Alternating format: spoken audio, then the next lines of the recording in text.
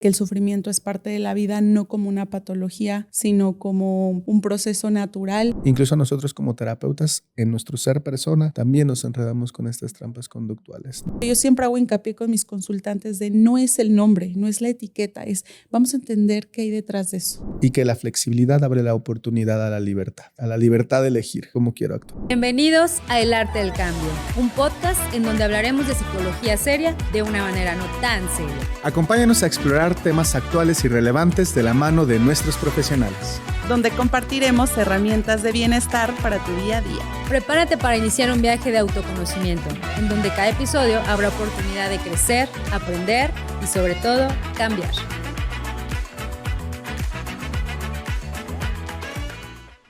Hola, ¿qué tal? Bienvenidos a este nuevo capítulo de tu podcast El Arte del Cambio. Estamos en esta ocasión en el capítulo 11, el cual lo titulamos ACT en la vida cotidiana. Cuando evitamos, cuando elegimos y cuando cambiamos. Mari, muy buenos días, ¿cómo estás? Hola. Bienvenida. Muy bien, emocionada, triste, contenta, un poco de todo porque estamos ya por terminar esta primera temporada. Del podcast. Y creo que cada capítulo, aunque hemos estado hablando de todo y nada a la vez, de todo, de experiencias, de mucho, sin llegar a nada también. pero siempre muy contenta de estar aquí y pues vamos a ver qué sale hoy de este tema. Claro que sí. Como cada capítulo, no sabemos muy bien qué vamos a decir. Pero vamos a decir algo. Y en el camino va saliendo cosas, ¿no? Sí, claro. Pues a todos los que nos ven, nos escuchan, bienvenidos. Muchas gracias por seguirnos. A nuestros 3 seguidores, ¿no? Siempre nos hacemos bromas de eso y bueno, creo que... Y literal sí son. No es cierto. No, pues muchas gracias. Estamos en el capítulo 11. No son muchos, no son pocos, pero bueno, para nosotros ha sido un experimento, una actividad que nunca antes habíamos realizado y ha salido bastante bien. Creo que ha sido una experiencia bonita. 11 capítulos. Empezamos compartiendo los capítulos una vez al mes. Creo que los últimos se están compartiendo cada 15 días. El próximo capítulo 12, pues finalizamos, ¿no? Esta primera temporada. Y bueno, esperen esta segunda temporada que ya estaremos anunciando. Vamos a planearla más, vamos a intentar poder ofrecer un poco más a la gente que nos escucha. Pues bienvenidos a todos, bienvenida Mari, muchas gracias. Yo también, un poco triste, nostálgico, este es el penúltimo capítulo. Sí. Y bueno, ¿qué te parece si hacemos una pequeña recapitulación de lo que hemos estado trabajando o platicando pues los últimos capítulos, ¿no? Vale. Para poder aterrizar lo que queremos hacer hoy. Sí, justo creo que encaminado al cierre del podcast es como, no sé cómo lo sientes tú, pero es como recoger todo ese camino que hemos ido dando cada capítulo y sobre todo de los procesos que hemos hablado en la terapia de aceptación y compromiso, ¿no? Ya hemos hablado pues de aceptación, de estar centrado en el presente, de valores, de acción comprometida con estos valores. Y también ya hemos hablado de los procesos de difusión, ¿no? Entonces, creo que algo muy bonito de este modelo es que, y siempre lo decimos, es que estos procesos no suceden uno por uno o de manera organizada, sino que todo está conectado. Y pues bueno, la conducta humana es así, ¿no? Es dinámica, claro. Es contextual, es situacional, va pasando por diferentes momentos y creo que en cada momento de la vida, que creo que hoy lo vamos a incorporar, muchas veces podemos ver estos procesos ACT.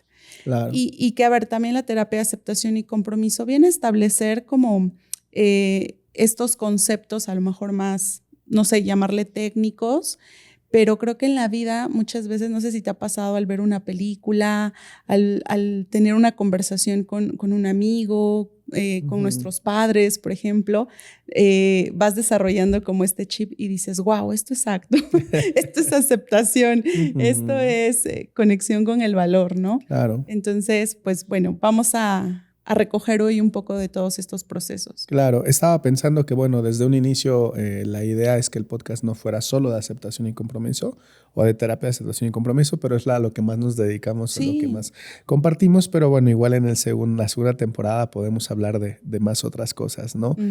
Queremos traer invitados, queremos traer personas que son amigos y colegas. Y bueno, como dice Mari, el día de hoy toca un poco recoger estos procesos de la terapia de aceptación y compromiso.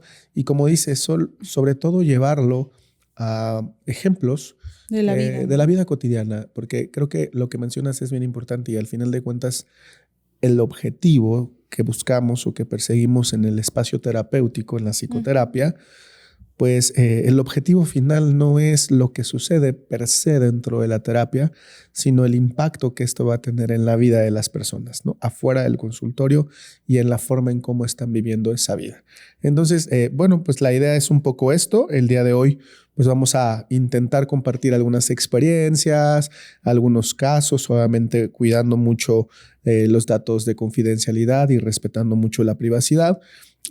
Pero pues esto también para que la gente pueda aterrizarlo y tratar de observarlo en ejemplos que puedan ser afines a lo mejor a lo que también pasa a las personas en casita, ¿no? Independientemente de si hayan o no hayan ido alguna vez a un proceso terapéutico, como lo dices tú, creo que todos en algún momento podemos enredarnos en trampas mentales. Y bueno, podría ser bastante útil utilizar estos estilos de comportamiento de flexibilidad psicológica, ¿no? ¿Cómo ves? Pues sí, al final todos tenemos esta experiencia compartida de haber pasado por momentos difíciles, por el sufrimiento. Hemos hablado mucho de que ACT propone esta mirada de que el sufrimiento es parte de la vida, no como una patología, sino como un proceso natural por el que todos en algún momento pasamos. Y fíjate que yo pensaba cuando veíamos un poco la estructura del programa de hoy, creo que poco hemos hablado también de nuestras propias experiencias. Bueno, que lo hemos hecho, pero también quisiera compartirle al público que nos escucha, a nuestros 3 seguidores, que esto también lo hacemos en la terapia, ¿no? Que cuando hablamos del encuentro entre 2 expertos, que como psicólogos no tenemos esta jerarquía, ¿no? de mando y decir, ven, yo te enseño, que estas experiencias que hoy vamos a hablar también de nuestros consultantes, de nosotros mismos, también se comparten ahí en la sesión. Seguro que tú lo has hecho. Y no porque querramos que nuestros consultantes escuchen nuestros problemas y los de la terapia que vemos siendo nosotros, sino más bien porque lo que decías, vamos enseñando, modelando un estilo de comportamiento. Claro. Y hay muchas personas que justo llegan a la consulta porque pues no hay esta experiencia o la sufren o la tienen bastante aversiva de contactar con su vulnerabilidad. De contactar con estas emociones difíciles. Y cuando en el consultorio no solo lo llevas a eso, sino que también tú lo vives, se lo muestras, ¿no? Claro. Le hablas también de qué te hace vibrar, qué te hace sentir como terapeuta ahí estando enfrente de él, ni siquiera como terapeuta, como ser humano, ¿no? Entonces creo que se abre un panorama grandísimo que la persona también pueda externar estas emociones. Totalmente. Con las personas que me he entrenado, que son grandes maestros del modelo de la terapia de aceptación y compromiso, todos coinciden en sugerirnos y proponernos que para poder ser terapeuta ACT tienes que vivir la experiencia, claro, de no necesariamente de un proceso terapéutico, que ese es el mejor de los casos, pero de vivir ACT en tu vida, ¿no? Los procesos de cambio. Y es correcto. Y también como personas, yo me ponía a pensar, no solo como terapeutas, sino como personas, ¿no? Entonces, el día de hoy que tenemos la idea de compartir algunas experiencias, ¿no? Y yo les quiero compartir, por ejemplo, ¿no? El último proceso terapéutico que tuve fue acercándome a este modelo. Si bien he estado en algunos procesos terapéuticos a lo largo de mi vida, creo que sí se siente diferente, ¿no? Vivir la experiencia de este tipo, ¿no? Mi última terapeuta, a la que también admiro y estimo mucho, espero que en algún momento vea esto, y si no, ella es una psicóloga argentina, Marcela Zielinski, me ayudó muchísimo. Yo antes, y justo creo que coincidió porque estaba a punto de vivir una transición en mi vida que no me esperaba del todo, pero que ha sido hermosa, que es la de ser padre. Y justo unos meses antes, un año antes, empecé a trabajar con algunos comportamientos que yo venía observando en mi historia y que en ciertos momentos me habían ayudado a algo, me habían funcionado a algo. Pero de repente, sobre todo en la relación con mi esposa y con algunas áreas de mi vida, yo noté que algo no estaba avanzando hacia donde yo quería ir, ¿no? Como que se sentía este bloqueo. Y entonces, bueno, con Marce es una colega que hemos compartido formaciones, grupos de estudio, entrenamiento, y le escribí y le dije, oye, ¿puedo hacer terapia contigo? Acordamos, le pareció bastante la idea y empezamos a hacer terapia. Y algo que me ayudó, y ahorita podemos ir profundizando más en las experiencias, es que la forma en cómo ella se acercaba a intentar entender mi experiencia, no solo mi historia, porque creo que muchas veces lo que hacemos los psicólogos es querer entender la historia de la persona, la narrativa, sí, la anécdota, ¿no? Y entonces la forma en cómo ella se acercaba a entender la historia me permitió también a mí observarla, mi propia historia y mis propios comportamientos desde otro punto de vista.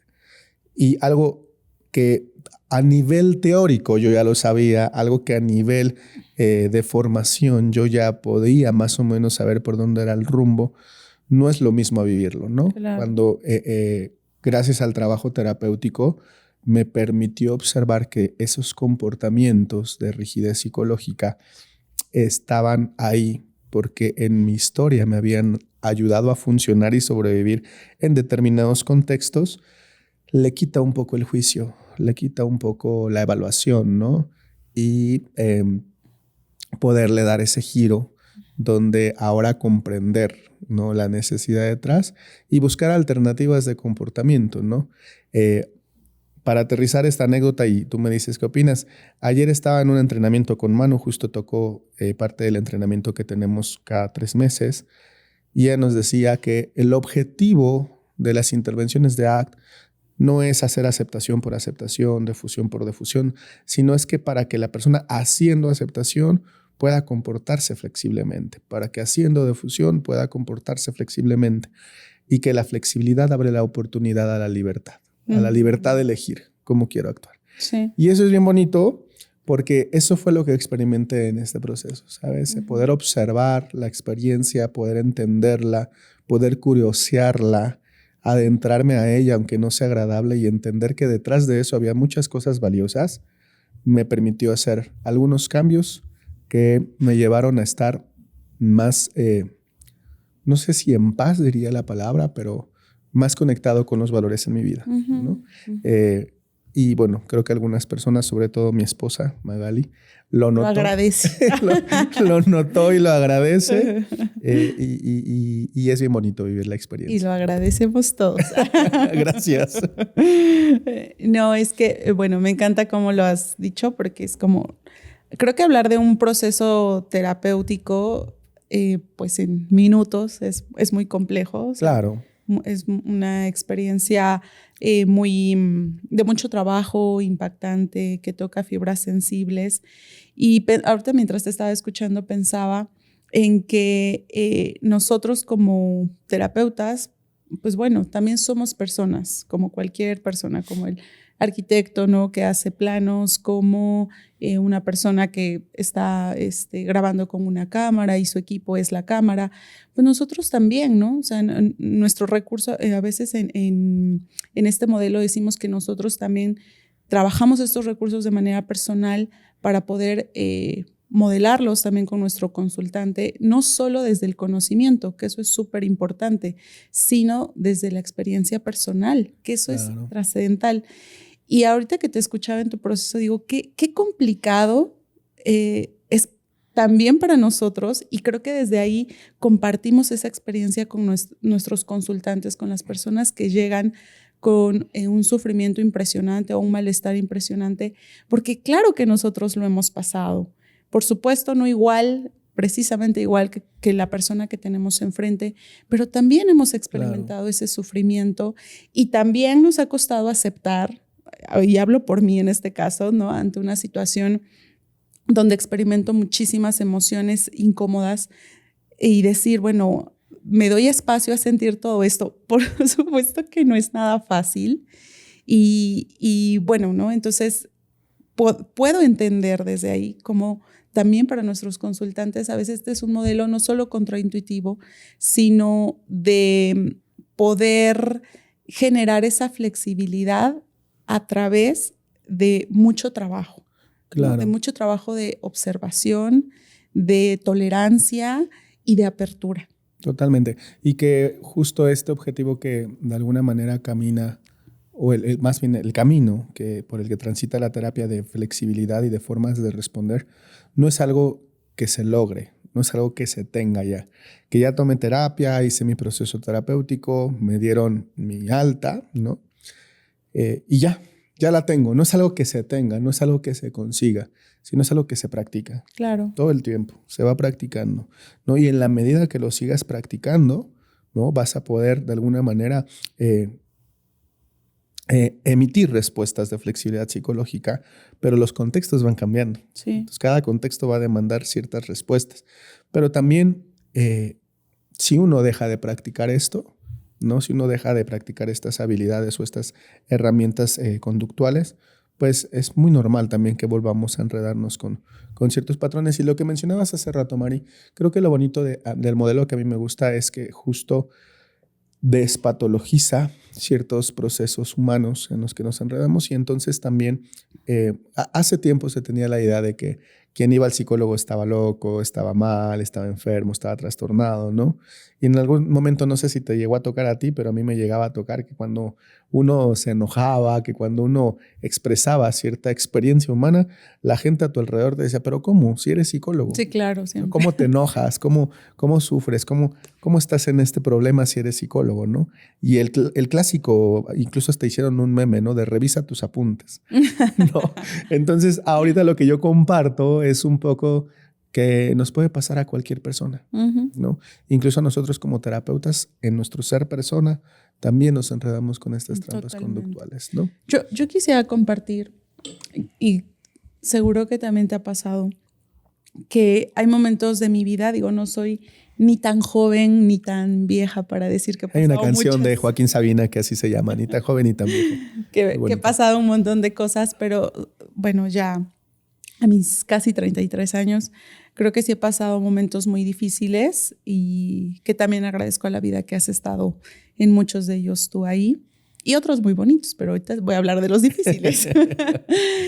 Y que entrar a terapia, a escuchar, a trabajar, a compartir ese momento de dolor, de malestar con otra persona, que en este caso es tu consultante, y que hay una relación terapéutica que sostiene y un valor impresionante como es estar ahí en presencia con esa persona, que para mí lo es. Es muy difícil, ¿no? Claro.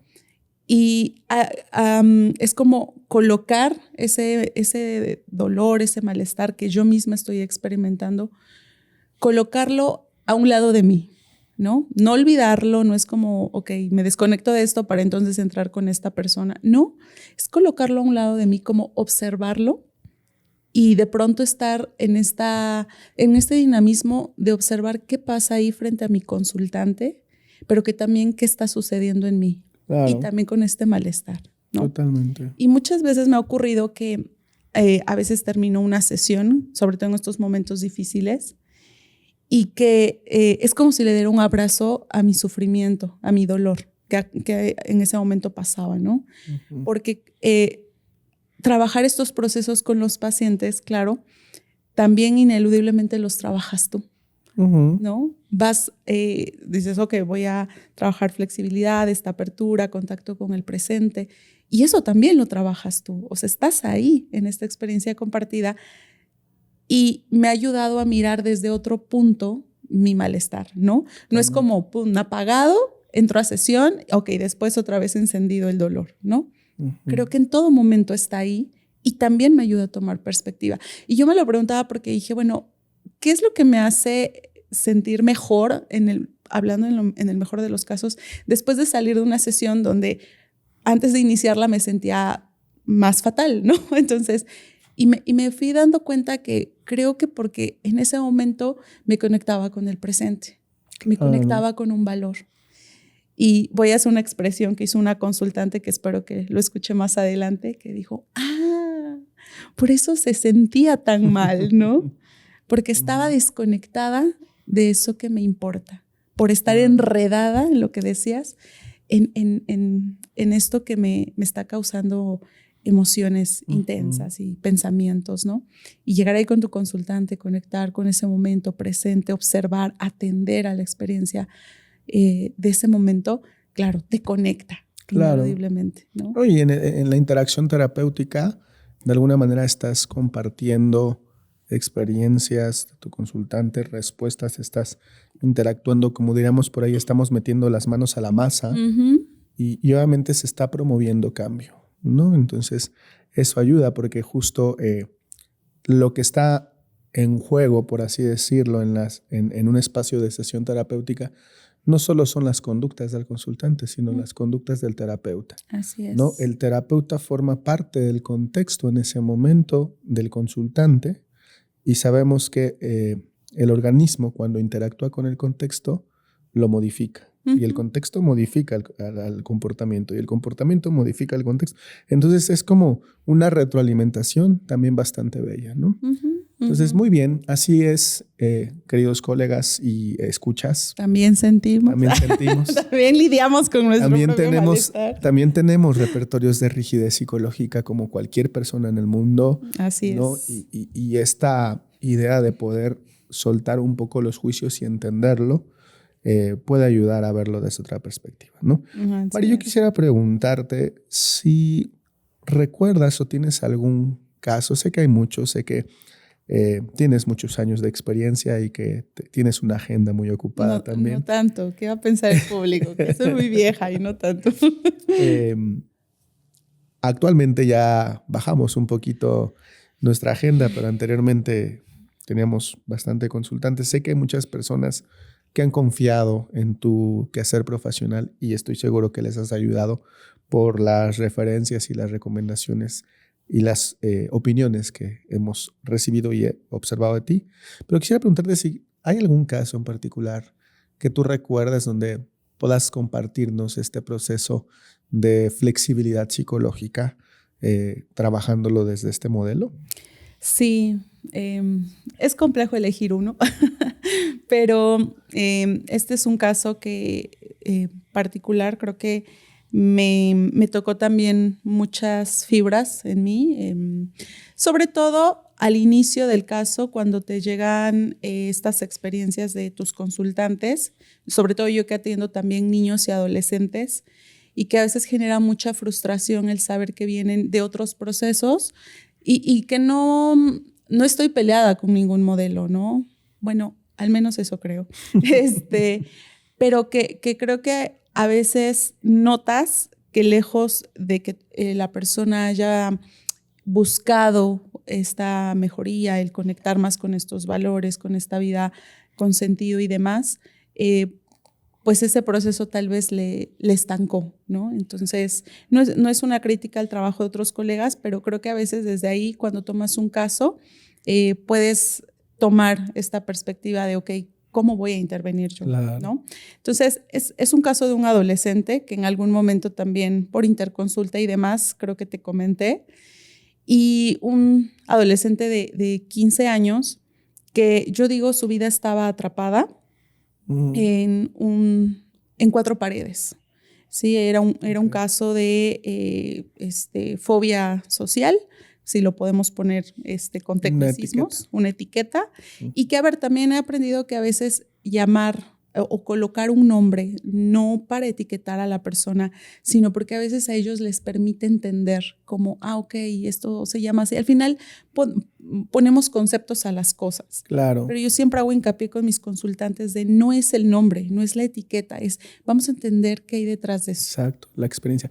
Haciendo un paréntesis, a mis alumnos de posgrado que estamos ahorita revisando trastornos de ansiedad, yo hago mucho hincapié en esto que dices. A ver, estamos en un mundo donde categorizamos, donde organizamos. No nos vamos a pelear donde con eso. generamos etiquetas, ¿no? Exactamente, ¿no? Tampoco vamos a caer en el extremo de y pelearnos con las palabras. Ahora, siempre que entendamos para qué ocupamos esto, cuál es la función de etiquetar una experiencia o etiquetar no la experiencia, sino un conjunto de comportamientos, ¿no? Lo único que hace es diferenciarlo de otro conjunto de comportamientos, es generar categorías, ¿no? Es un modelo descriptivo. Así es. Eso puede ser el primer paso para tener más o menos claro a nivel morfológico, a nivel formal, qué comportamientos están haciendo las personas y entonces dar el salto a entender la experiencia, ¿no? Sí. Que ya sería intentar explicar el para qué. Yo creo que la etiqueta nos da el qué. ¿El qué? El qué es lo que está haciendo la persona a nivel formal y eso puede ser un primer paso para poder dar el salto al para qué lo está haciendo. Claro. Que es la parte funcional, ¿no? Y que nunca nos quedamos en el qué. Claro. Insisto, estamos en un contexto donde colocar un nombre a algo, poner un concepto, es más fácil tal vez acceder al que me está ocurriendo.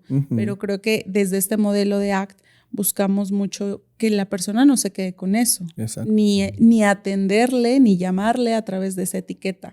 Entonces he usado esta etiqueta un poco para entender esta metáfora que puse, que estaba encerrado en 4 paredes, pero avanzando un poco con esta experiencia, fue un chico que me movió mucho como persona, como terapeuta, que tal vez conecté, mejor dicho, mucho más con este valor de querer generar bienestar en la medida de lo posible con mis consultantes, esta flexibilidad psicológica. Y era un chico que pues dejó de ir a la escuela, tenía prácticamente 3 años de no pisar una escuela, un proceso terapéutico que al parecer había sido por escrito. Imagínense tal caso, ¿no? Porque él no hablaba, justo tenía esta conducta de cuando estaba frente a alguna persona totalmente desconocida o que él no sentía como segura, pues había esta respuesta de inhibir, ¿no? Esta conducta verbalizada, ¿no? El expresarse. Entonces… pero ¿por qué no iba a la escuela? Bueno, justo se empezó a reducir su vida porque pues obviamente le daba miedo contactar con los compañeros, con los maestros. Pero creo que también ahí el tema del contexto familiar, ¿no? Un poco a veces sin querer hacerlo, en muchos casos termina por reforzar estos comportamientos, ¿no? Y algo importante es que este chico es un chico que llega a la consulta con el único apoyo que es su hermana mayor. Ya. Una chica de 20 y pocos años, ¿no? Y él de 15. Entonces, esto es lo que hemos hablado mucho en el podcast, ¿no? Que las personas hacen lo que pueden con lo que tienen. Totalmente. Y creo que en esa situación, pues realmente la hermana había hecho lo que podía y en ese momento ella vio que su hermano estaba sufriendo demasiado por sentir que le iba a pasar algo en la escuela, por ver que no hacía amigos, por ver que le daban estas famosas crisis de ansiedad en el colegio, etcétera. Entonces, él se resiste a ir y la hermana dice, ok, si eso te va a hacer mejor, adelante, ¿no? Entonces, empieza a encerrarse cada vez más. Muchas veces también, la hermana probablemente como todos estamos envueltos en esta sociedad que enmarca estas relaciones, pues queriendo aliviar el dolor, ¿no? Queriendo, no aliviar el dolor, sino evitar más bien el dolor, ¿no? Como queriéndolo sacar de ahí y hacer algo para que no estuviera en ese malestar. Y justo desde el querer ayudar, lo acabas de decir, más bien se reforzaron estas conductas de evitación y escape, ¿no? En donde obviamente hacer más de lo mismo está fortaleciendo pues ese patrón conductual, ¿no? Me enfrento a algo que me genera malestar, que me da miedo, que me causa sensaciones fisiológicamente también intensas, como en el caso era la ansiedad. La respuesta de ansiedad. La respuesta de ansiedad. Y entonces pues ella dice, ok, no lo quiero ver sufrir. Cada vez se delega pues más a estar en casa, ¿no? Entonces se reducen actividades. Imagínate, es un adolescente de 15 años, se reducen actividades pues de ocio, de convivencia, de interacción social, que esto es básico pues obviamente en un adolescente, de aprendizaje, etcétera, ¿no?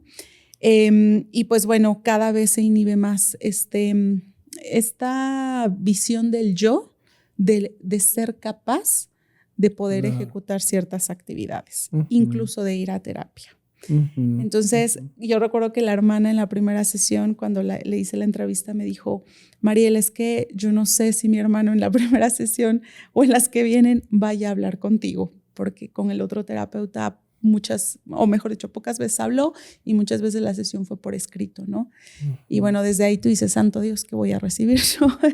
Pero justo... Recuerdo una Mariela un poco preocupada. Sí, que me compartiste cuando poco después de que saliste de esta llevaba consulta. sí, las primeras, 1 o 2 sesiones, no me acuerdo. Y me compartiste como un poco esta preocupación de qué va a pasar, pero también noté como un interés y un valor de querer ayudar, ¿no? Entonces sí. Sí, y bueno, ahorita terminaré la experiencia, pero fue la primera sesión.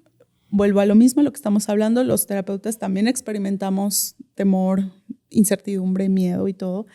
Y creo que con todo eso entré a la sesión, ¿no? Notando que eso estaba ocurriendo en mí mientras hacía yo esta primera interacción con este chico. Y bueno, no iba dedicada en ese momento a querer cambiar nada, que creo que eso es algo importante cuando vamos desde la regla de yo terapeuta tengo que hacer que esta persona sienta mejor, no, para nada, ¿no? Yo iba totalmente abierta a lo que ocurriera, incluso si no hablaba, ¿no? Entonces, creo que la primera sesión las primeras sesiones, mejor dicho, fueron encaminadas a crear este entorno de aceptación. ¿Sí? De relación, de una relación terapéutica, de generar seguridad. No esta seguridad de evitación, de ok, va a estar bien todo, ¿no? Sino de quedarnos ahí. Y de que va a ocurrir lo que tenga que ocurrir. Estoy aquí contigo, estamos los dos, ¿no? Sin empujar precipitadamente al cambio, sí. ¿no? Sino simplemente estar ahí, ¿no? Haciendo un paréntesis, hablo de Manu porque ayer el fin de semana tuve entrenamiento con ella. Nos decía, a ver, nuestra labor como terapeutas es generar contextos y experiencias para que los consultantes puedan ampliar sus opciones de respuesta, ampliar el repertorio conductual, ¿no? Eso les permite libertad. Cuando solamente tenemos una forma de responder, que así ha sido mi historia, que así me han dicho y que así he aprendido a responder, la libertad se ve muy limitada a esta únicas opciones de responder. Pero cuando ampliamos el repertorio conductual, esa es nuestra labor como terapeutas. Y ella decía, ya si el consultante quiere seguir respondiendo desde su repertorio inflexible, ya es decisión de él. Sí. No, nosotros no podemos entrar en ese espacio, y así lo dijo. ¿Quién carajo somos para poder elegir por las personas de qué es lo que tienen que hacer? ¿No? Entonces, un poco respecto a esto, a veces un primer movimiento de valentía y de amor también, hablando de este amor por el ser humano, amor terapéutico, es estar dispuesto a estar ahí, ¿no? Incluso con la incertidumbre de no saber qué va a pasar, no saber si va a hablar, no saber, ¿sabes? Y tal vez ese también es un modelamiento de decir, yo estoy aquí también con todo esto y estoy presente, ¿no? Sí. Creo que ese es un primer paso. No sé si así lo sentiste. De hecho, yo recuerdo que esa primera sesión externé a este chico. Claro, lo vi bastante nervioso y le dije, sabes, yo también me siento nerviosa, ¿no? Le dije, creo que ya somos dos nerviosos aquí, ¿no? Y me acuerdo que, obvio, no conectaba con la mirada, no hablaba y asentaba con la cabeza, ¿no? Yo dije, venga, está escuchando, está aquí, ¿no? Por lo menos estaba en contingencia, estaba interactuando contigo. Ya la forma, si era verbal o si, ¿no? Sí, a veces hasta un gesto, un movimiento, ¿no? Te dice que está ahí. Y bueno, las sesiones se fueron desarrollando poco a poco y sí, la primera sesión le escuché decir 2 palabras, fue mucho, pero conforme que transcurrieron las sesiones, creo que se fue modelando como este comportamiento de que lo que ocurre aquí es aceptado, ¿no? Uh-huh. Empezando también, te decía, cuando yo le hablaba a él de que también me sentía, pues nerviosa, ¿no? Y cuando él me emitía algún comportamiento como de que justo estaba ahí conmigo escuchando hasta una palabra, un gesto, yo le decía, sabes, cuando tú haces esto, me haces sentir más conectada contigo, me haces saber que estamos aquí los dos, ¿no? Uh-huh. Que estamos como en este intercambio. Entonces, bueno, justo con estos procesos de reforzar cuando emitía alguna conducta diferente a ese repertorio inflexible que obviamente ya conocía y que yo sabía que el hecho de llegar a terapia para él ya era algo diferente, ya era un acto tremendo de valentía, ¿no? Uh-huh. Entonces, bueno, al final, pues bueno, hoy es un consultante ya prácticamente que voy a dar de alta, ya casi a un año de terapia. Y déjame recordar, igual tengo temor a equivocarme, pero igual y con el temor lo voy a decir. Ajá. Es el consultante que una vez llegaste emocionada y me dijiste que se había ido de viaje. Sí, es él. Quiero compartirles. Digo, es que Mari y yo trabajamos juntos desde hace muchos años, la clínica, y muchas veces hacemos interconsulta. No nos contamos los casos por chisme. Hacemos interconsulta donde ambos nos supervisamos, nos apoyamos y demás. Y también compartimos muchas veces nuestros éxitos terapéuticos, ¿no? En el equipo hemos dicho que a veces la terapia, bueno, la práctica de la terapia como profesionales es a veces un poco aislada, un poco solitaria. El tener un equipo de trabajo te permite eso, ¿no? Como compartir esos logros. Y recuerdo a Mari una vez llegando muy emocionada y me dijo, ¿qué crees? Un consultante, que es que está hablando, se va a ir de viaje a Europa, ¿no? Sí, se va. Cuando antes ni siquiera podía interactuar con nadie, se fue con su hermana y recuerdo que también me contaste cuando llegaron, que les fue súper bien, muy bien, que había tenido como esta oportunidad.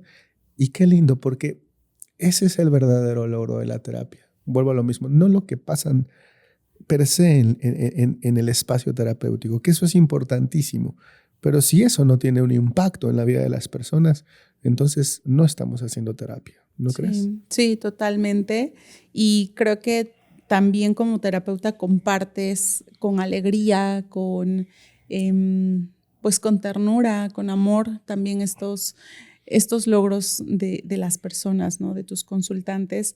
Y bueno, este chico es un chico que hoy pues bueno, habla, ¿no? Él mismo paga su consulta, por ejemplo, cuando va, que esa fue una de las pequeñas tareas que empecé a dejar trabajando un poco más de exposición a ese malestar, tolerancia, estos procesos de difusión, observación que trabajamos desde ACT, pero bueno, hace mucho más interacción hoy con las personas, tanto que se fue de viaje, ¿no? Por ejemplo, conectamos con muchos o ayudamos en el proceso a conectar con muchos valores que para él fueron pues estas motivaciones de buscar este cambio, ¿no? Si no, creo que mucho de esto nos hubiera dado. Y una de las grandes motivaciones es el que él me decía que quería viajar, ahora que ya viajó, quiere regresar en algún momento otra vez a otros países.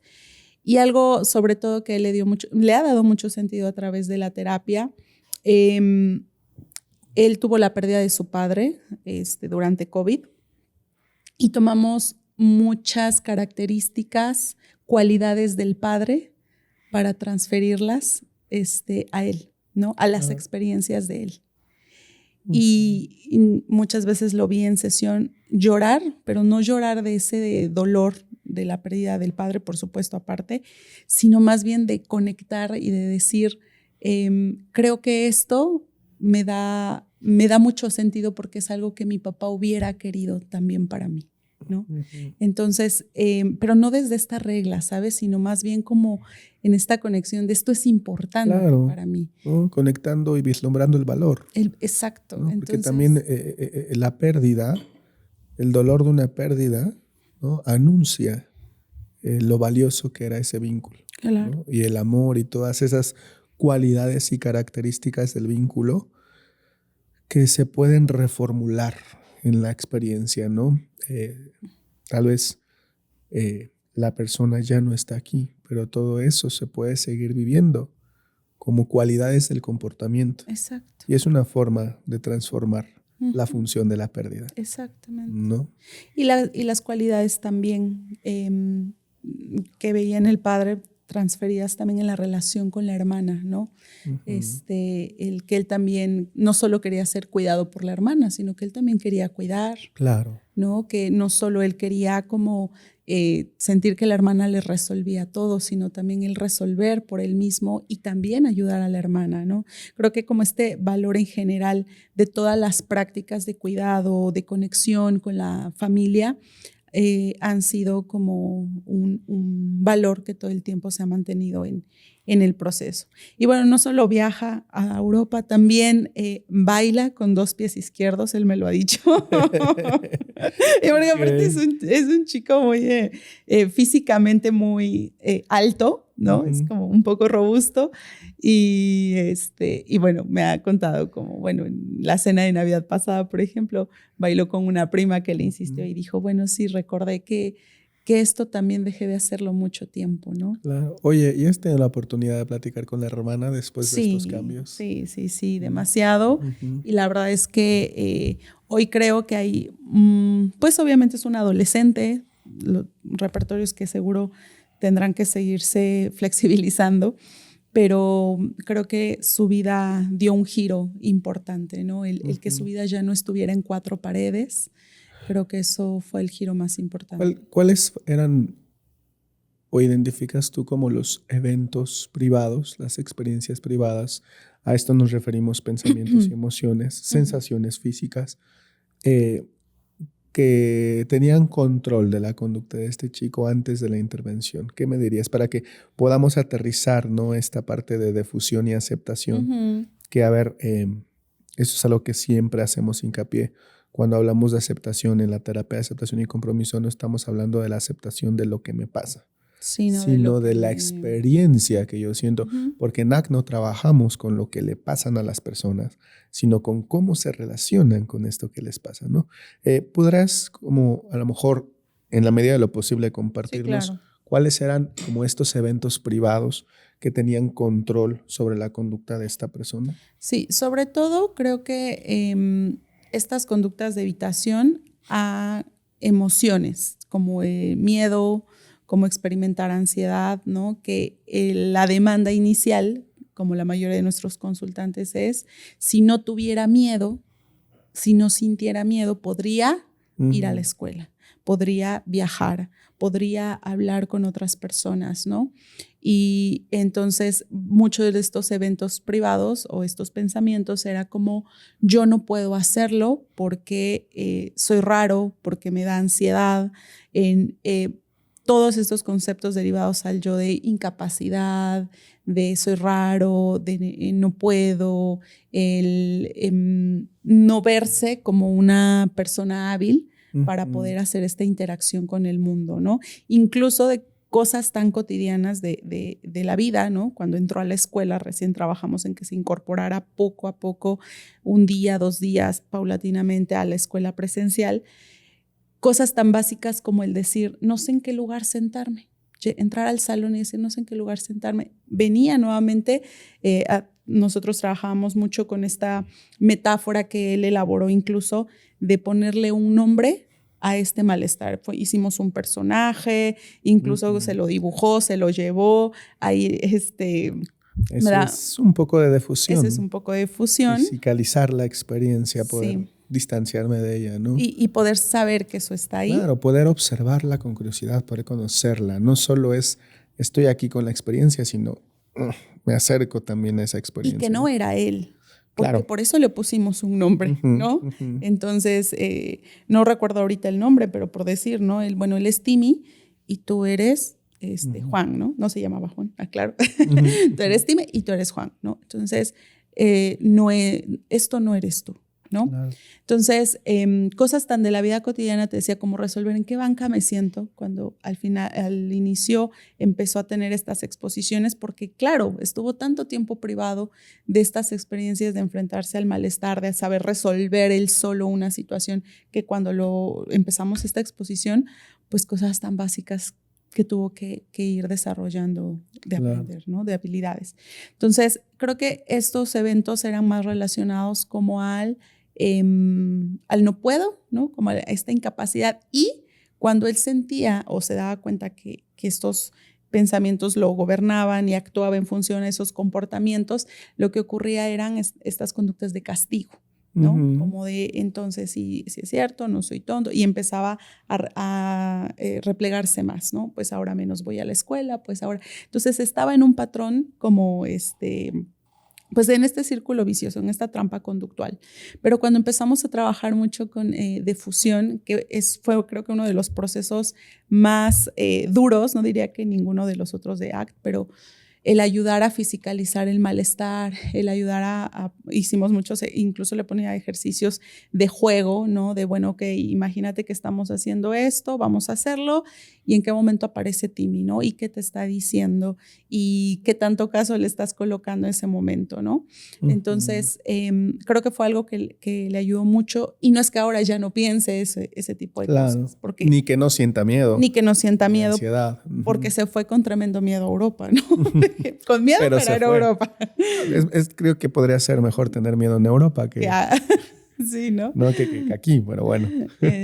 Y pues bueno, ¿no? Así se fue, y él regresó muy contento a decirme que sí había muchos momentos en que se había puesto nervioso, pero que logró disfrutar el viaje, ¿no? Y eso es un poco el trabajo de estar abierto, ¿no? No es que esos pensamientos que muchas veces responden a reglas verbales reforzadas en su historia, ¿no? Cuando venía o cuando empezaba este patrón de pensar, no puedo, no voy a poder, ¿no? Tenía tanto control conductual este pensamiento que obviamente limitaba la capacidad de acción, ¿no? Lo mismo la emoción. Aparecía el miedo y limitaba la capacidad de emoción. Podríamos explicarlo a un nivel teórico con RFT y demás, pero había ahí un enmarque de coordinación, ¿no? Y que la coherencia ante nuestras reglas del mundo y de nosotros mismos es reforzante. El actuar en función de esto, aunque no me esté llevando a donde quiero, ¿no? Pero justo el trabajo que haces, ¿no? Y Mari me encanta porque ella al trabajar con niños ocupa mucho el juego, ocupa mucho la lúdica, ahí están, los conoces, ahí está la experiencia de miedo, ahí está Timmy, ahí están esos pensamientos, pueden seguir ahí, ¿no? Pero no vamos a entrar en disputa, ¿no? Sino es quitarle el control que tienen sobre mi capacidad de elegir, por decirlo de alguna forma. Que incluso aunque estén ahí presentes y estar abierto a que pase lo que tenga que pasar, yo poder elegir lo que quiero elegir, ¿no? Y esa brecha que se abre da opción a comportarte de una forma diferente, de algo distinto, ¿no? Eso es bien bonito porque eso es para mí la libertad, ¿no? Poder elegir. Y no con base en lo que dice mi emoción y mi pensamiento. Entonces, esa es una forma de que podemos aterrizar la parte de defusión. Yo te escucho y cuando dices estaba aquí en la terapia, estabas trabajando con traerlo al momento presente, porque también el patrón de evitación, por ejemplo, en este caso que digo, distintas historias, distintas morfologías, pero yo también tengo pacientes adolescentes que pudieran estar atrapados en un ciclo parecido. Y el patrón de evitación y escape, claro, también reduce la posibilidad de exponerse a experiencias que pueden dejar aprendizajes nuevos. Claro. ¿No? Estar presente y tener interacciones pueden llevarte a nuevos aprendizajes, pero al irse reduciendo tanto, se van reduciendo las opciones de aprendizaje y sobre todo de respuesta, ¿no? Algo que a mí me gusta mucho de la terapia de aceptación y compromiso, que creo que la gran maestra de la terapia es la experiencia, ¿no? Yo siempre le digo a mis consultantes, no pretendo convencerte de nada, ni quiero que me hagas caso a mí. ¿Por qué no curiosamos en tu experiencia? ¿Por qué no lo intentas y que tu experiencia te vaya diciendo, ¿no? ¿Qué es? Algo que decías ahorita, como el curiosear, exponerse a nuevas experiencias. Apenas, bueno, en abril, mayo, fue aquí en Puebla, la Feria de Puebla. Y justo este consultante me decía que hace muchos años que no iba y que la última vez que fue, pues tenía un mal recuerdo, ¿no? Obviamente por cómo se había sentido, que se acabó saliendo de ahí y tal, ¿no? Entonces fue una tarea terapéutica que creo que hoy le cuesta menos exponerse a ese tipo de situaciones, mucho menos diría yo. Total que fue a la feria, me dijo sí, me sentí muy abrumado porque había muchísima gente, imagínate la feria de Puebla, pero él tenía muchas ganas de ir, quería ver el espectáculo de hielo, ¿no? Que su hermana le había platicado, que era increíble, él nunca la había visto y tal, ¿no? Entonces fue. Y ahorita que dijiste eso me causó mucho sentido. Él me dijo, pues sí, es que cuando yo no salía parecía que me sentía seguro, pero también me perdía de todas estas cosas que hoy puedo hacer con mi hermana. Claro, y ahí está el valor. Me debes un chocolate. Ahí está el valor No. y la acción comprometida. Yo lloré. No, o sea, de verdad fue súper conmovedor escucharlo, ¿no? Como decir, sé que estaba seguro, aparentemente, pero no podía disfrutar de todo esto. Claro, ahí también está el coste de mantener el patrón de evitación y escape, ¿no? Que nos aleja de estas experiencias, ¿no? Y al final de cuentas, como dijimos en un capítulo, pues la vida se trata de vivirla, ¿no? Entonces, qué lindo, qué linda experiencia. Muchas gracias por compartirla. Qué lindo caso.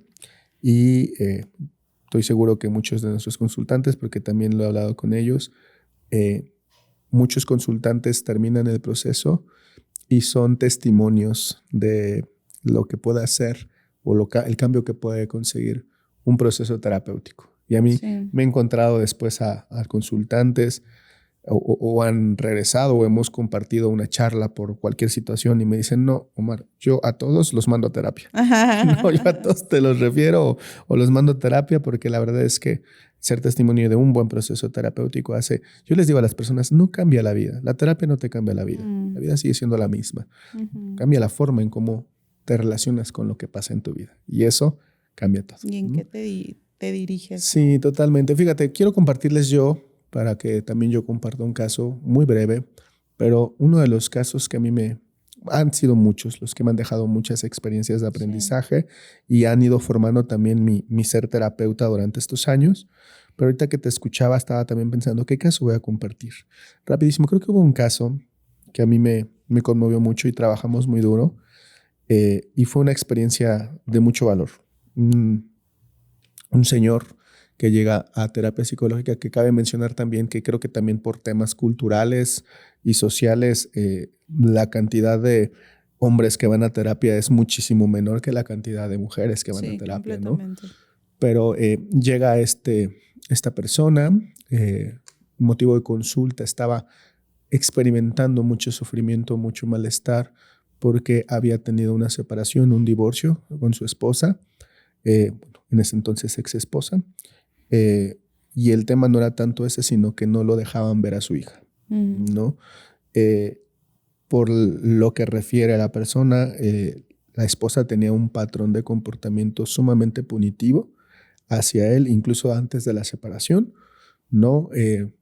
Muchas conductas de castigo hacia él, mucha agresión también, mucha violencia, porque yo creo que el tema de la violencia no es un tema... O sea, de género. Sí, de género. O sea, quiero tener mucho cuidado con lo que digo porque entiendo el contexto cultural y social en el que estamos en México. Y apenas que tuvimos la oportunidad de que una magistrada fue a darnos una plática de violencia vicaria ahí a la clínica, hablábamos también esto. A lo mejor en menor cantidad, pero también hay hombres que sufren violencia intrafamiliar, ¿no? Entonces se separan, pero bueno, esta persona, la esposa, empieza a meter procesos legales, demandas y demás, donde va limitando el acceso a la convivencia de este señor. Pongámosle Juan también, no se llama Juan, evidentemente.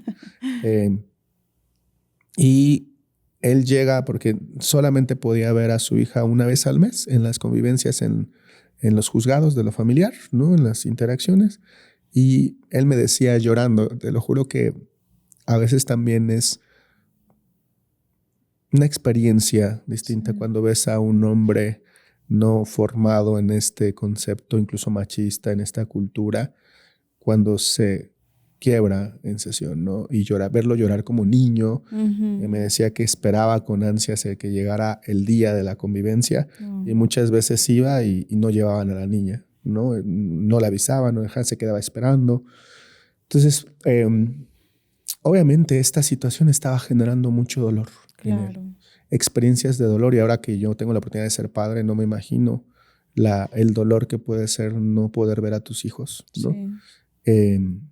Él sufría mucho por esto, pero justo estaba como en esa pelea, en esa lucha, ¿no? Contra ese malestar. Bueno, lo mismo, en la terapia no trabajamos en aceptar pues no vas a ver a tu hijo, acéptalo, ¿no? A tu hijo. Claro. O acepta lo que te están haciendo, no.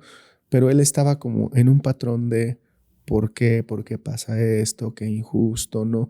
Y no quiero sentir esto. Me contaba experiencias donde me decía, Omar, es que incluso yo me quedaba llorando en el piso acostado y ahí me dormía toda la noche, ¿no? Llegó a tener pensamientos de creo que no se puede decir a nivel... De quitarse. De desvivirse, dirían por ahí, ¿no? Para que el algoritmo no cancele esto. Claro, porque había tanto dolor que él ya no quería sentir el dolor. Sí, claro. Incluso en sesiones me decía, han llegado pensamientos a mi mente de decir, pues mejor ya renuncio al vínculo con mi hija, si no la voy a ver, pues mejor la dejo libre. Pero después venían otros pensamientos de castigo y entonces estaba muy enredado en esa trampa conductual, en ese sufrimiento. Y poco a poco nos fuimos acercando a mirar ese dolor, ¿no? A poder, como te decía, curiosar en él, a poder ver que detrás de todos estos pensamientos que estaba como una lucha ahí entre no sentir, entre evitar, entre no evitar, había muchas situaciones de dolor, ¿no? Empezamos a trabajar en este sentido y sobre todo conectar con este valor detrás, ¿no? Porque llorando me lo decía, es que esa convivencia del mes, cuando yo convivo con mi hija y me siento conectado a ella, ¿no? Hace que valga la pena todo esto. Entonces ahí conectamos un poco el valor y fue un trabajo de bastante detalle, ¿no? De ir poco a poco, porque evidentemente estaban pasando cosas en su contexto que no le puedes decir acéptalas. No. Vuelvo a lo mismo, no aceptamos lo que pasa alrededor, sino más bien es cómo nos relacionamos con esto. Entonces empezó a conectar con ese dolor, empezó a observar estos pensamientos, ¿no? Que tenían una función. Claro. La función de esos pensamientos era querer eliminar el dolor. Pero trabajamos mucho con él. Bueno, ¿y si tú eliminas ese dolor? ¿No? Imagina que ya no tienes ese dolor de ir cada mes al juzgado y de repente que no lleguen y no veas y tengas que esperarte otro mes y eso genera mucho dolor, ¿no? ¿A dónde te estaría dirigiendo? ¿No? También el alejarme de este dolor me alejaría de lo verdaderamente valioso, que es el vínculo con su hija, ¿no? Entonces fue un trabajo muy bonito, muy duro, muy difícil, porque es meterte al sufrimiento, meterte al dolor. Sí. Y conectar con los valores, conectar con el aquí y el ahora, estos procesos que hemos trabajado, porque evidentemente, por ejemplo, algo que trabajamos enredado en esta trampa de lucha y evitación, de estar bajo control aversivo, le llamamos, bajo el control del sufrimiento y de los pensamientos en esta lucha, también estaba desconectándose de cosas que estaban pasando en su vida. Hablábamos que en algún momento Juan no solo era padre, ¿no? Que había más áreas de valor en su vida y eso fue un trabajo también que costó, no fue como un trabajo artesanal, porque el empezar a reconectar con otras áreas del momento presente en su vida en ocasiones le generaba culpa, ¿no? Porque era Juan el amigo, Juan el hermano, Juan el hijo, Juan el profesionista y empezar a conectar con esas cosas y cuando venía un poco esa sensación de agrado, esa sensación de bienestar, sus pensamientos venían a querer tomar el control de decirle, tú estás aquí disfrutando, sintiéndote bien o feliz y no sabes cómo está tu hija. Sí, claro. Mucho castigo. Qué duro, ¿no? Entonces fue un trabajo un poco artesanal, conectar con los valores y poder equilibrar esto en el jardín de los valores, ¿no? Recuerdo muy bien que cuando hicimos el cierre terapéutico, él mismo lo solicitó, ¿no? Y creo que, bueno, la terapia también llega hasta donde el consultante cree necesario, ¿no? Esto ¿cómo se dice? Desmanualizar Okay. el proceso terapéutico de 12 sesiones, 16 sesiones, 10 sesiones. Ese es otro tema. ¿No? Me acuerdo que un día me dijo Iván, él me decía, Iván, quiero agradecerte, pero siento que ahora puedo manejar bien todo esto. Sí. Si bien muchas cosas en mi vida no han cambiado porque seguía el tema legal con su hija, él tenía tomó acción en función de lo valioso, tuvo que cambiar de abogados, estaba viendo como todo este proceso, pero estaba comprometido ya desde el valor, ¿no? Me dijo, creo que ahora puedo lidiar de una mejor forma con esto. Qué bonito. Y creo que hemos cumplido el objetivo por el cual ya había venido a la terapia, ¿no? Hicimos un cierre, me acuerdo que él llegó, él era profesor de matemáticas y en la última sesión me regaló un cubo de Rubik, ¿no? Que ahí está en el consultorio. En la oficina tengo varios regalos de consultantes que me han dado y algo también bien importante es que ya hablaba del dolor, del sufrimiento, pero ya no había como este control conductual como antes. Y si bien no cambiaron del todo las condiciones en su contexto en ese momento, cuando él hicimos cierre terapéutico, sí hubo un cambio en cómo él se relacionaba con esto que pasaba en él respecto a lo que pasaba en su vida, ¿no? Y es también un caso de éxito porque para mí es bien importante ver cuando las personas te agradecen. Y al último me dijo como, ahora estoy disfrutando de mi vida, aunque hay cosas que no están siendo como yo quisiera tener más a mi hija, pero voy a seguir en ese camino hasta que pueda conseguir que ella pueda estar conmigo, ¿no? Pero ahora empiezo a disfrutar de la vida y es como de, qué bonito. Qué bonito. Sí. Y este programa ha sido de muchas emociones, porque escuchándote, hablando yo también de esta historia, creo que se mueven estas emociones, claro. Estas experiencias nos tocan también como seres humanos, ¿no? Porque justo tienes también esta experiencia de ser padre, conectas más, en mi caso no, pero también el trabajo con niños creo que te hace sensibilizarte mucho a veces también de estas cosas por las que pasan los padres. Entonces, creo que fue un programa muy, muy bonito de compartir todo esto. Para cerrar, ¿tú qué crees? Bueno, sé que no solo lo crees, sino es parte de lo que hemos aprendido, que es importante para dar ese giro, como para ir aterrizando en estas dos experiencias de vida que compartimos el día de hoy. Hay muchas, seguramente sí, claro. Muchos capítulos pueden ser así porque tenemos muchas experiencias de vida que compartir, pero ¿qué permitió que hubiera ese giro en la experiencia de vida de estas personas? ¿Qué me dirías tú? Escuchándote y hablando del caso, como para ir aterrizando, creo que lo importante primero es el saber o el para qué se querían quitar de encima ese sufrimiento. O sea, ¿qué les llevaba a estar como en este círculo o en esta trampa conductual de querer evitar, ¿no? Porque detrás de esa evitación y de ese dolor, pues estaba eso sumamente valioso. Lo escuchaba en tu caso, en mi caso que compartí también, había mucho valor. Entonces, creo que el poder esclarecer ese valor, ¿no? Que a veces, aunque la persona sabe, en el caso de tu consultante, que su hija es importante, pero no solo su hija, sino todas las acciones dirigidas a lo que estaba haciendo para esa convivencia, ¿no? Claro. Para el poder recuperar pues esa convivencia y ese vínculo, ¿no? Entonces, una, creo que esclarecer los valores, ¿no? Que son como la luz en el camino. Dos, el trabajar estos procesos de fusión con los contenidos privados, como no es que ahora ya no lo piense, tú lo dijiste, no cambiamos, desafortunadamente muchas veces el contexto no cambia, no cambiamos que la persona ya nunca más piense en que no puede, en que no quiere sentir eso, pero la relación, la transformación de funciones que se hace con estos eventos privados, de ser altamente aversiva, a lo mejor a buscar esta aceptación y esta apertura de que son parte de ese contexto que están viviendo, de ese momento de su vida, creo que es un giro sumamente importante. Totalmente. No sé tú qué digas. Totalmente. creo que trabajamos desde el mismo modelo. Okay. Pero sí, yo creo que es como esto. Yo lo podría resumir sobre todo a esto que he venido diciendo los últimos capítulos.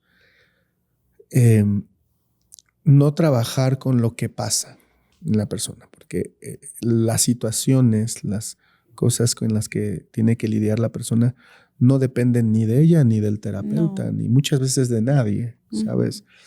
Esas cosas que pasan van a ocasionar respuestas en nosotros, que es lo que me pasa de lo que pasa, ¿no? Y muchas veces esas respuestas son totalmente humanas, naturales, ante ese contexto. Son respuestas adaptativas que sufren. El dolor, la ansiedad, el miedo, la tristeza son, y como toda experiencia humana, son respuestas adaptativas. Entonces, el estar luchando por querer cambiar eso, por querer quitarlo, muchas veces nos aleja de lo verdaderamente valioso e importante en la vida, sí, ¿no?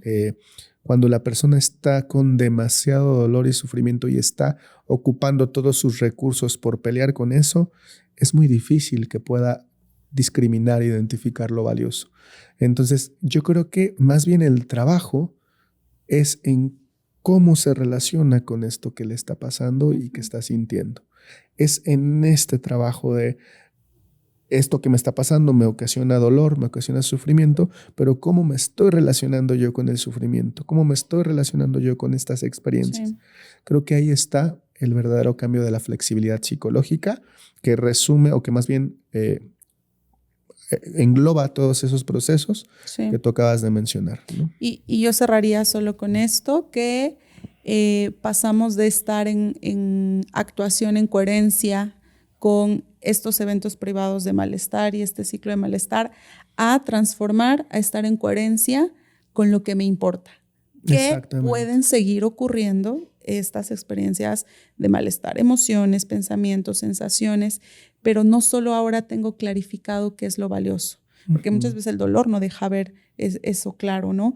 Sino que ahora actúo en función de eso, porque yo puedo ver que para mí es importante querer tener amigos, querer salir de viaje y tal, y todo lo que hay detrás de ese valor, ¿no? Pero si yo no hago nada que me haga actuar en coherencia con eso, bueno, pues claro, no tiene mucho sentido. Entonces, me encantó como lo dijiste y pues bueno. Y ahí está el arte del cambio. Ahí en todo lo que trabajamos, platicamos, es un arte, créanme. Todo lo que platicamos el día de hoy de estos dos casos, ahí está el arte del cambio, que es como se llama nuestro podcast. Así es. Y para cerrar, yo le invitaría a las personas que nos ven y nos escuchan el preguntarse cómo se están relacionando con sus experiencias de dolor o sufrimiento en su vida, porque todos pasamos por esa experiencia en nuestras vidas. Todos transitamos en algún momento por el dolor, el sufrimiento, y la invitación es a reflexionar cómo nos estamos relacionando con esto en mi vida. Si hay algo en este momento en mi vida que me está desgastando, que me está generando esta trampa, ¿no? Conductual, detener un momento a mirar cómo me estoy relacionando con ello, ¿no? Y tratar de aplicar lo que hemos dicho durante todos estos 11 capítulos aquí, o poder acercarse a un proceso terapéutico. No necesariamente es el proceso terapéutico. Yo lo había dicho en algún capítulo, no necesariamente. Si se puede tomar, adelante. Pero bueno, hay muchas formas en que el ser humano puede aprender y al final de cuentas la terapia busca generar aprendizajes, ¿no? Y pues esa es la reflexión. Escríbanos comentarios, mándenos sus preguntas. Y Mari, muchas gracias. Pues vamos a cerrar aquí este capítulo 11. Que hoy nos extendimos un poco más, pero es que hablamos más de experiencias. Sí, y pues nos vemos en el próximo capítulo para hacer el cierre de nuestra temporada. Muchas gracias a todos. Que tengan buen día. Y nos vemos a la próxima. Bienvenidos a El Arte del Cambio, un podcast en donde hablaremos de psicología seria de una manera no tan seria. Acompáñanos a explorar temas actuales y relevantes de la mano de nuestros profesionales, donde compartiremos herramientas de bienestar para tu día a día. Prepárate para iniciar un viaje de autoconocimiento, en donde cada episodio habrá oportunidad de crecer, aprender y sobre todo, cambiar.